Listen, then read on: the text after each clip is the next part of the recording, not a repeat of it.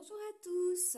D'abord, bon lundi de Pâques à tout le monde. Ça ne m'empêche pas de vous faire quand même une petite guidance thérapeutique. Donc, si l'envie vous prend aujourd'hui de faire une pause dans le repas familial, vous pouvez faire votre guidance ou en famille, hein, ça peut être rigolo. Donc là, vous avez donc deux choix entre le cadre vert et le cadre blanc.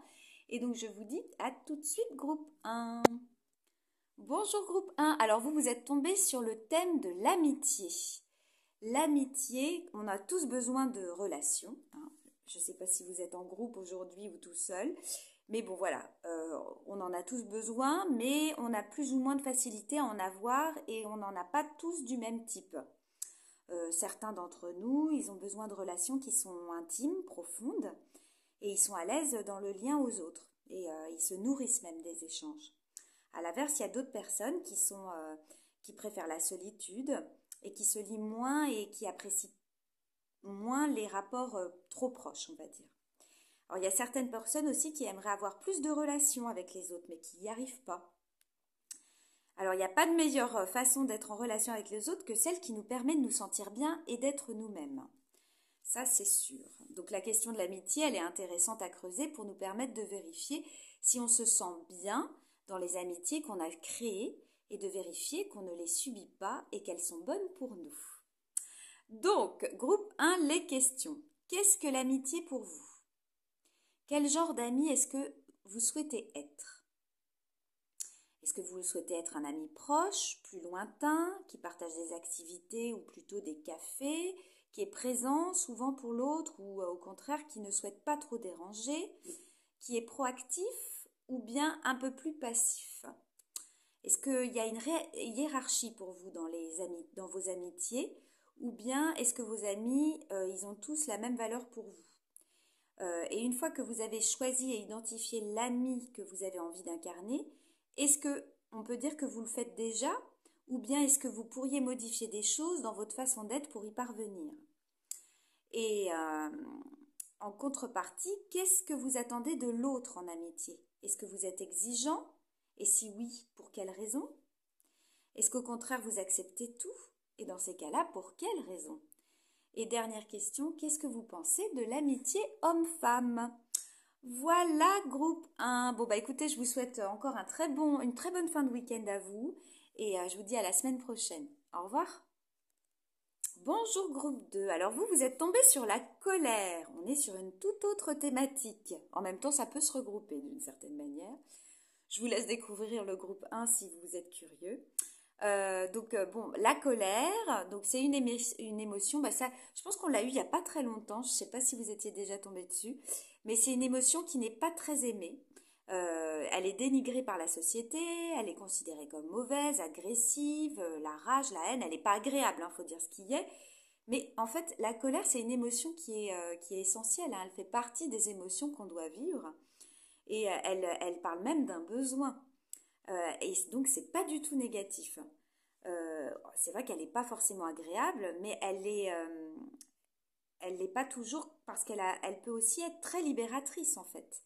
Et elle nous aide à avoir le courage nécessaire de faire certains actes. En fait, la colère, c'est une émotion moteur. C'est une émotion qui vous donne l'élan pour faire des choses, dans certaines circonstances, hein, bien sûr. Donc en psychanalyse, on dira même que la colère, c'est un état de tension interne qui est parfois très puissant et qui vise à se décharger de façon pulsionnelle. Donc c'est important je dirais de la sortir assez rapidement de manière à ce que vous explosiez pas comme un gros volcan en éruption. Plus on la sort vite, plus elle va être douce, on va dire, et moins ce sera désagréable pour vous. Si elle est contenue et qu'elle doit sortir à un moment donné, ça peut être assez violent mais en même temps, ça c'est sûr. Donc en psychotraumatologie, on dira même que comme toutes les émotions, la colère, elle s'est invitée dans notre système nerveux au moment de notre évolution, parce qu'elle nous permettait de mieux réagir à notre environnement. Vous pouvez repenser à vous petits, si vous avez des enfants, aux enfants autour de 2 ou 3 ans, quand c'est la période du non, je ne veux pas, non, je ne veux pas, je me mets en colère pour exprimer vraiment une frustration. Voilà, c'est la manière de réagir à l'environnement. La colère, elle peut se décliner en plusieurs intensités, sous forme d'agacement, sous forme d'énervement, sous forme de frustration, sous forme de ras-le-bol et sous forme de haine, sous forme de rage. Donc elle nous traduit en sensations chimiques un besoin insatisfait de limite, de distance avec certaines personnes ou même de certaines situations. Il faut savoir que votre colère, vous allez la ressentir physiquement. En psychologie énergétique, la colère, c'est dans le ventre, donc au-dessus du nombril. Si vous avez des douleurs à ce niveau-là, ça veut dire que vous avez un problème d'affirmation et probablement de la colère en vous, et qui a besoin d'être lâchée. La colère, elle peut s'exprimer aussi sans agressivité, c'est ce que je vous disais, sans cri. La société nous habitue à confondre les deux, mais c'est bien différent. Donc, groupe 2, les questions. Est-ce que vous vous sentez en colère? Et si oui, avec quoi vous mettez cette colère en lien? Est-ce que vous savez identifier de quelle situation ou de quelle personne vous avez besoin de vous éloigner lors de votre dernière colère? Enfin, de la colère que vous avez pu ressentir récemment. Comment est-ce que vous l'avez exprimée, cette colère? Est-ce que vous avez pu l'exprimer autrement? Et enfin, plutôt, de quelle façon vous l'avez exprimée?